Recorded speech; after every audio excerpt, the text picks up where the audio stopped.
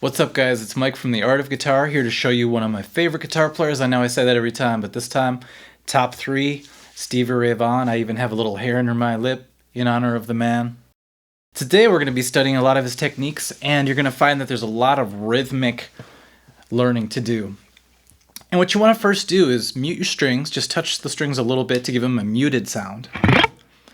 If you get this, you're pushing too hard. If you get this, you're not pushing hard enough. So just touch it just barely. You get a nice dead sound. Now what I want you to do is play straight. Let's go 1 and 2 and 3 and 4 and 1. That's a straight feel. We got to shuffle that thing. So now we can think of it in triplets. 1 and 2 and 3 and 4 and So your pick down, your pick goes down on the numbers, and then up on the not the and. 1 and 2 and So just do this for a while so you get the feel. It'll all make sense in a little bit. Just get that down. The next thing you want to do is you want to be able to play power chord shuffles. So if you take that concept, you can even do it with all downstrokes, by the way. Totally fine. Let's do this in an open E power chord. So that's open E string. By the way, we're tuned down half a step today, so everything's down 1/2 step. So set your tuners to that. What we're going to have then is your first finger is going to play the 5th string, 2nd fret to create a power chord. That is known as an E5 power chord. Now we're going to go to an E6 by bringing our ring finger up to the 4th fret of the same string your first finger's on, and basically going back and forth.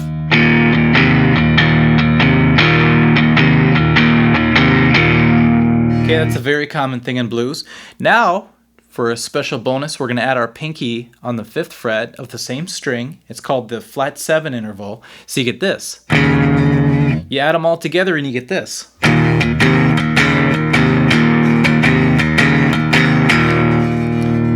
Move it over to the A string. Back to E. So it's a really good way to practice this beginning shuffle technique. Then if you want to get really crazy, you could move it to a movable power chord. Let's say we're here on the 6th string, 5th fret, and then 5th string, 7th fret. We're going to create this power chord. And all I want you to do is stretch your pinky up to the 9th fret of the 5th string and go back and forth between this and this. So that's basically an A5 power chord to an A6.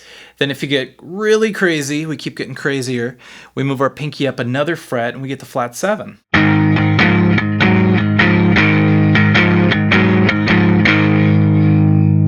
That's totally fine. You could do that. You can move it to other strings.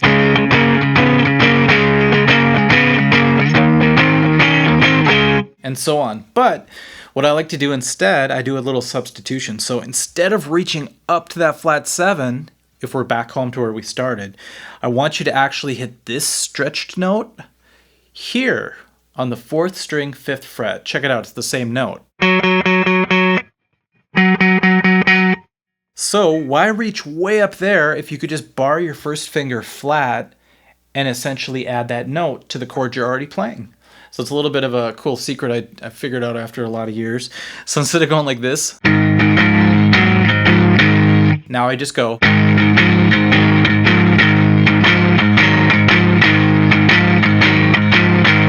Hear how it's in there? It's blended in with a power chord. Now move it around a little bit, you could really hear it come out on the higher strings. From the side view, watch my finger bar across, okay? There's that note.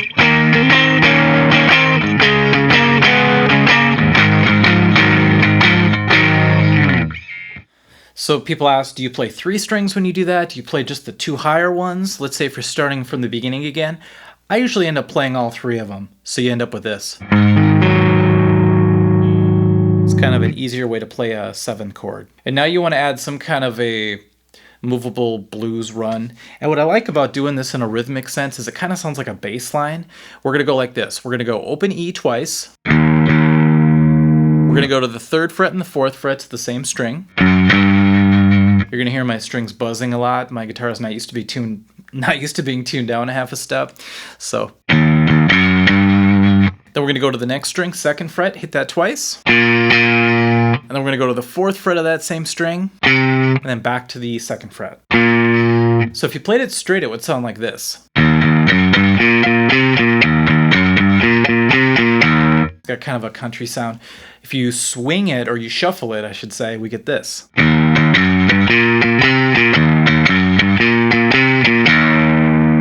Now practice that quite a bit. You can have your friend play that while you go back to your power chords. It's a great way to combine two parts. Then both of you guys move to the A, and the other person will do the power chord shuffle. You can add the pinky, you could do the bar chord thing, whatever, just make it work. So you guys will be playing whenever one's an E, the other playing E, and so on. And then your challenge is going to be, I want you to go to B. And one person will have to go or something like that. The other part's actually more difficult because you have to slide up to complete it. Watch.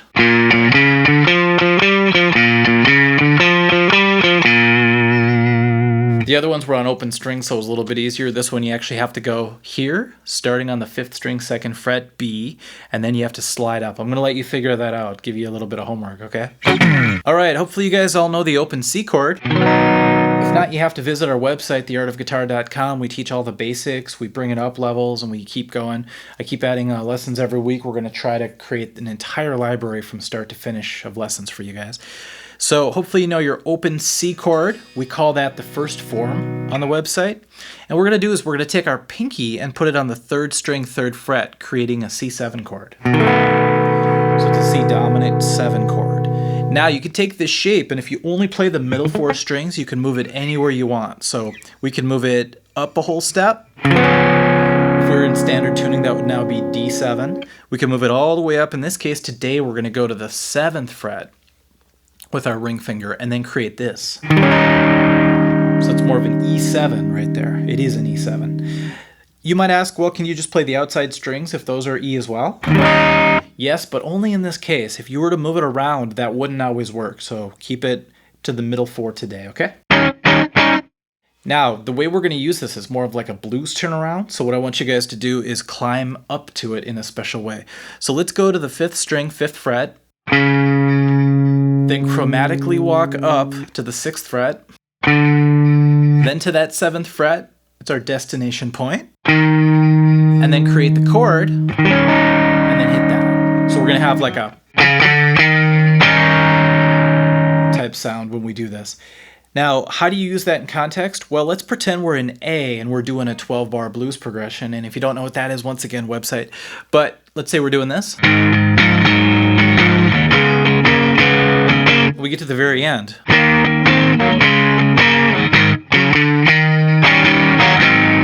Does that sound pretty familiar? We got to get started in some blues turnarounds because STEVIE is so good at doing them. This is a very basic way to just finish off an entire 12 bars and then come back home.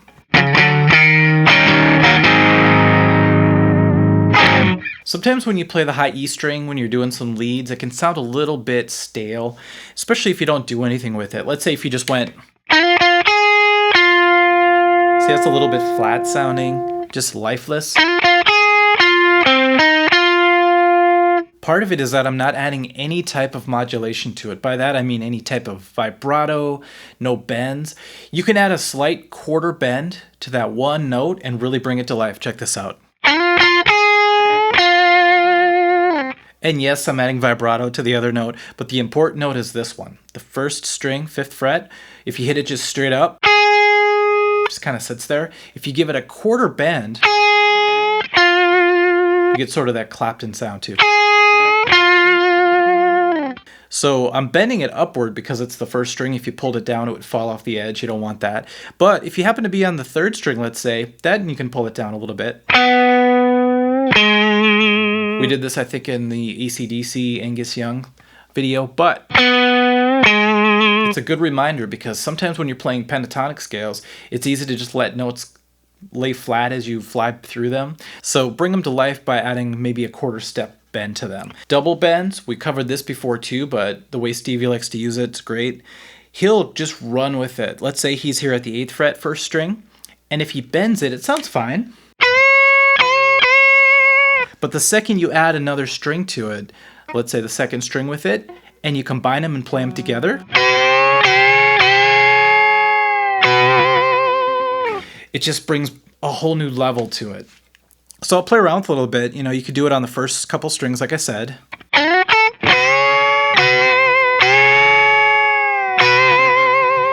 Or you can actually, you know, play two strings here if you want to. Let's say the second string and third string, bar across them.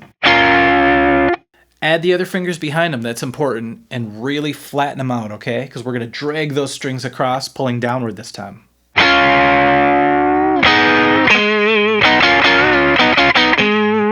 So I'm adding a little bit of the last lesson too. A little bit of a quarter bend right there.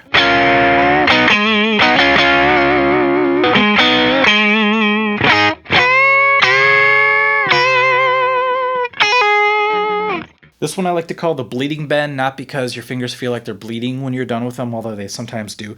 What you do is you bend a note up and you hit it intermittently as you drop it down. In the Prince video, we've referred to this as the crying bend, but I like to call it the bleeding bend because Stevie Ray Vaughan's bleeding every ounce of sound out of his bends. So let's say you did something like this.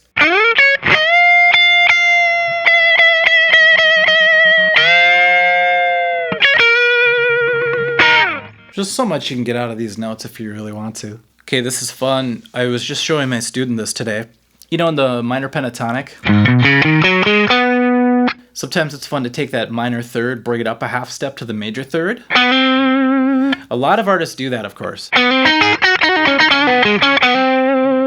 Or they bend to it. But what Stevie does is sometimes he'll trill it. Just a cool way to add a quick little effect to what you're doing.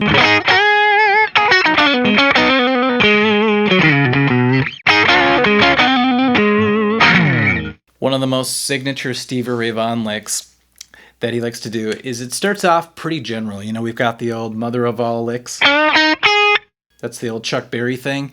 So we're going to the 7th fret, 3rd string, bending it up. And then just going 5th fret, 5th fret from there. But what Stevie does to make it his own patented sound is he'll go a whole step above the root note. So this is your root note now. He'll hit that first, and then he'll do this really cool half-step trill. I call it like a short trill because it's just really like a flutter, maybe I should call it. Like that. So you're basically going to the root note, half step up, pulling off, and then finishing any way you want to. I just come back down the scale. So maybe...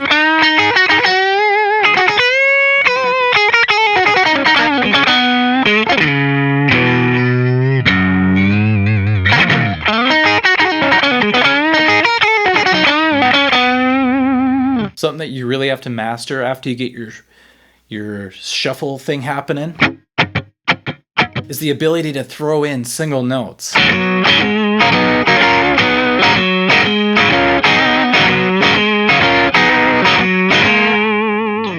Now that might seem kind of easy, but what you have to do is you have to be able to mute all the strings, but then just allow one note to come through. So in this case, we're going to let the 4th string, 5th fret come through, okay? So it'll be this note. So watch as I mute everything around it. I play the one note inside there, and I still strum all 6 strings. So that took a long time to be able to put that together. But once you're able to do that, it takes a lot of playing around. Basically, my thumb comes over the top, touches the 6th string. My first finger plays the note it's supposed to, and then it touches the string above it and the notes below it just a little bit to kill them. And really that's all it takes, but you can also use the other fingers sometimes to help, okay?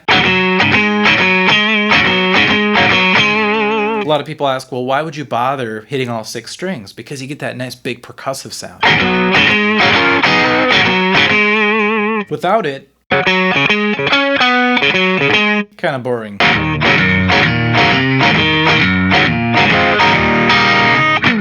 Big difference. All right, guys, don't forget the open strings are there to be your friend. When you're playing like a minor pentatonic in E, totally cool. But if you could pull off to those open strings, it's like doing half the work and getting just as much reward back from it. So instead of being like this, playing everything, you could just pull right off to the open string, and it's the nut here is helping you out. It's basically like a finger holding down here. So that you want to do some kind of bend stuff.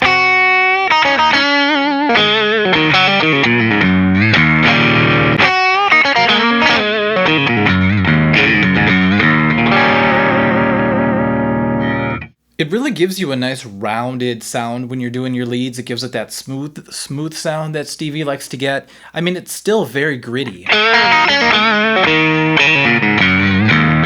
But because there's open strings involved, it just has this nice little flow to it that I like. Now, you know how we just did this Stevie Ray classic move right there, that little half-step trill?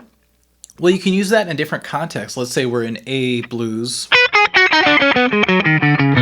But you notice down here on a blues scale, we have the flatted 5 interval. Right here.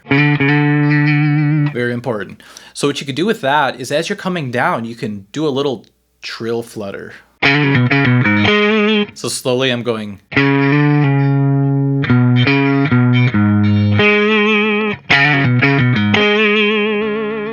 You can do that in open as well. Remember, the scale looks like this.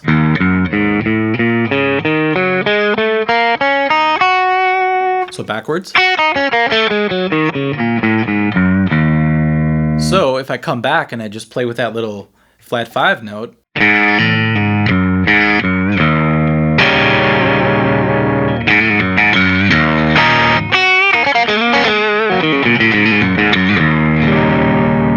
it's very Stevie. Going back to that idea of muting all the strings and playing, Stevie was really good at just going off with his right hand and then doing some chords with his left hand and then undoing them. So you'd hear a lot of muted rakes followed by chord sounds. So if you were to just take that concept, let's just do like a Purple Haze type chord, E7 sharp 9. So the frets are 7th fret, 5th string, 6th fret, 4th string, 7th fret, 3rd string, and then 8th fret, 2nd string. So you get this sound. Now, if I were to just release the tension on my fingers and just let them hold onto the string, you can get a dead sound. So to activate them, I just have to refret them. I don't like to say push because it gives people the wrong idea, like you're pushing into the guitar. Really, to fret, you just have to touch the string on the metal bar. Remember, that's all it takes. So it's just a little movement. And watch what happens is if I keep doing that as I'm strumming.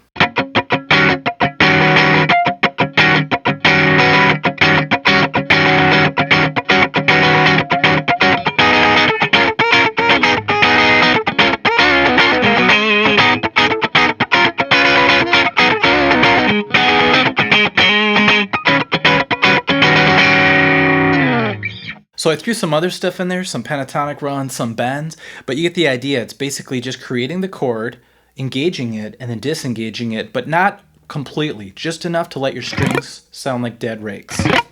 It's a great way. You notice when he goes off on a solo once in a while, he'll just kick into that. It's just such a good sound. A lot of what Stevie does is he dresses up.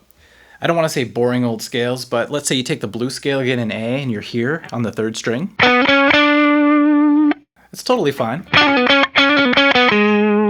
But it's really cool if you can add to that. So let's go ahead and take our first finger and bar it across so that you're actually touching that 1st string.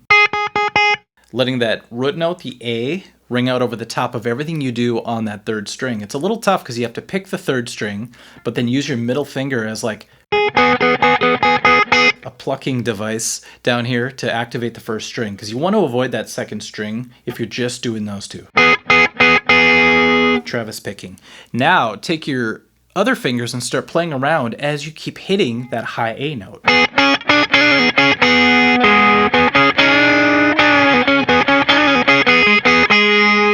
Isn't that a cool way to add to it?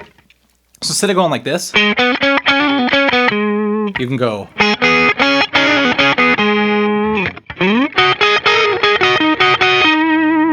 You'll hear really good blues players play that. Now, sometimes they'll take their ring finger and just do that real quick. I'm not a huge fan of that because it sometimes pulls your 1st finger forward, so you gotta really stretch. And then if you ever do this in G or in F, you're in for a lot of hurt in there with your 1st finger. So I like to get my pinky in on the action here, just to help out. Sometimes it's fun to let the audience think you're ending, but then don't quite go to the ending right away. Play with them a little bit and then go to the ending. So I feel that way at the end of Pride and Joy when there's like a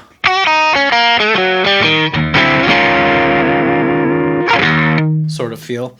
Now, it's not that fancy ending with the weird backwards rake. It's really this I'm talking about.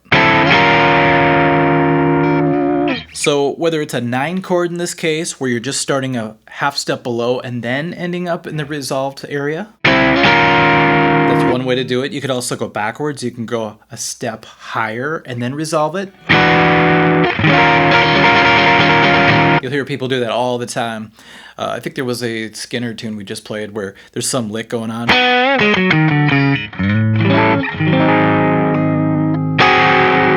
Same concept. You see how it's an A7 at the end, but I just went a half step up and then came down.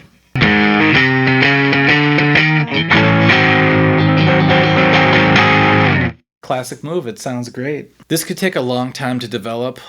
Sometimes I wonder if you just have to live your life for a while, go through a lot of pain, and then your blues playing gets better. I don't know how it works, but when I first started playing, I played on the beat quite a bit. So even if I was doing the shuffle correctly, it sounded pretty straightforward. For example, if I were to play Pride and Joy the old way, it would sound like this.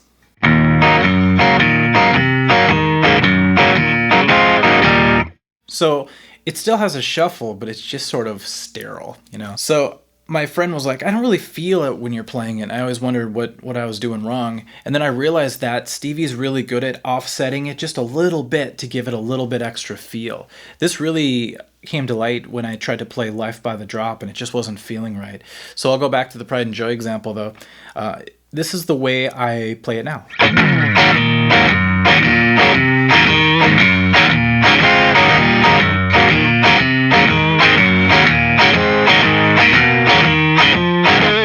See, it's a little bit more hesitant, if you will. There's like a little hesitation before I do the upstroke. Life by the Drop was more like...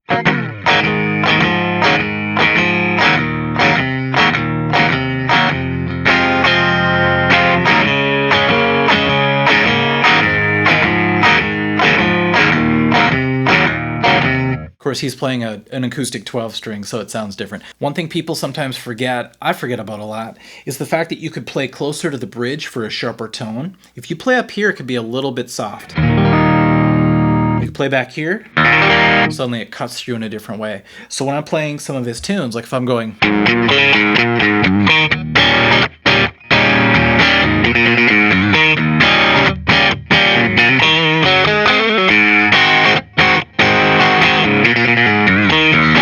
See how when I moved back it got kind of twangier because I wanted to really cut through? Well, that's a good thing to practice because when I'm doing the chord strums, I'm coming up here. I'm okay if those are, you know, a little bit thicker sounding. But I want the notes to cut through, so that's when this stuff comes in really handy. Now I'm really exaggerating it. I wouldn't go way back here. I'm not trying to play like country twang stuff.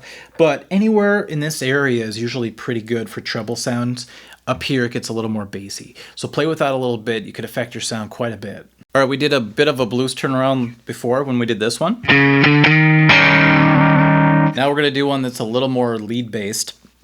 Pretend we're playing an E blues and you just want to do a quick little walk down. I'll simplify it at first. We're going to go to the 3rd string, 2nd fret, and we're going to slide it up 2 frets. So from the pentatonic scale, that's all we're doing from there. And then you take your 1st finger and you go to the 2nd string, 3rd fret. I call that the CCR sound. Right? But from there, it's a fun thing to do to walk down half a step. Now, yes, you could just fall right off the edge of the guitar and have your middle finger finish the job, but I like to go. I kind of hammer on that 1st fret of the 3rd string instead. I don't like the feeling of falling off the edge of the guitar, so you could stagger that if you want to. You can add the high E string in this case. That's a great sound. A little bonus, you can also, as you're walking down, add your ring finger on the 1st string, 4th fret. This is the Red House trick. Still end the same. Now what Stevie might have done, he might walk down. So something like that. But we already did that climbing up business. I just wanted to climb down and end with the root chord. I think that sounds really cool too.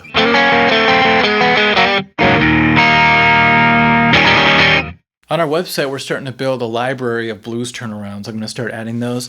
You can never really know enough. They're a lot of fun when you get to learn them.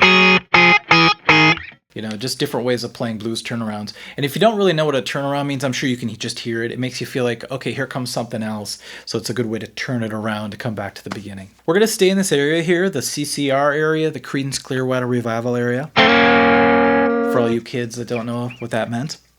Now, if you slide into that, sounds cool. If you want to slide back, what Stevie does, he does this really cool technique. It's a backwards rake. If you take your pick, and I like to go closer to the bridge, you know, that sort of trick again where it's really trebly, and just go like this. After you hit that middle finger note, I want you to slide it down, okay? Really fast. Now, it just adds a little bit of grit. Otherwise, you just get... You really want to rake hard, okay?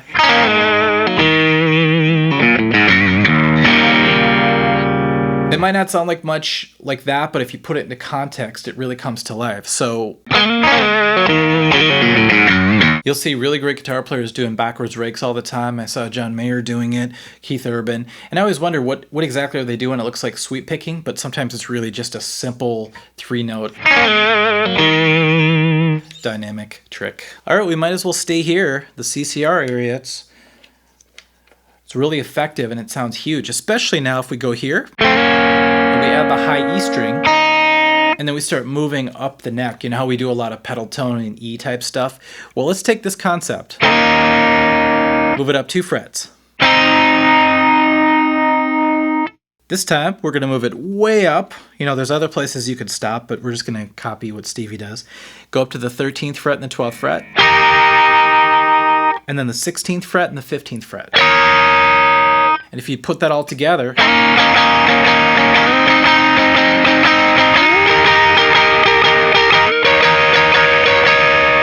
I'm sure that sounds familiar to you guys. Such a huge sound, you know, playing 3 strings and taking those dyads and just sliding them all over the place. Try them in different areas, you know, you might surprise yourself. And it's a great way to fill up space if you're a single guitar player. Okay, so this is a technique that I've implemented into my playing, and it's the floating vibrato is what I call it. Clapton uses this as well, I think. When I used to do vibrato like this all the time, the B.B. King version, that's when I just take the note and I basically lock my hand down and then I do this rotation type thing. Very effective. Sometimes it can get a little too fast and scary sounding. I don't know. So the floating vibrato is a lot of fun because you could basically play the note and then at your own speed modulate it. And if you can't quite see from the side view here, if you want to look. So from the side view, my hand is just floating, and the note being played with my finger is the only thing touching the guitar. So what you need to do from here is just do the magic floating hand and start bouncing it. Because you're writing on the rail, you know, the fret is basically a rail, and so you're going up and down like that. Do that with any finger. Now, just because I call it a floating vibrato doesn't mean you can't touch anything and still do it. You can still get that same effect with your thumb back there. But to really feel it, start off with nothing touching except for the finger. I saw Stevie use this on the first string quite a bit. And I'm like, why is he doing that? I think it's because if you do any other kind of vibrato on the first string, you tend to pull it off of the guitar. So he did a lot of these like... Sometimes I do this a lot where I forget about the dynamics of the guitar. I like to have the volume full out, as you could tell a lot, because when I play, I like to be a little bit extreme, so.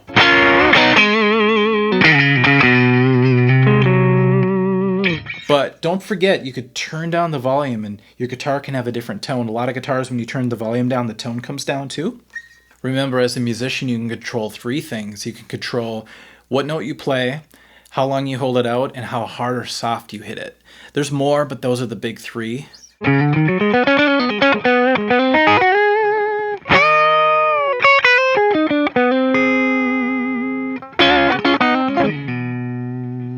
Then if you want it to get a little bit dirtier, just slowly turn up the volume. So be real quiet here.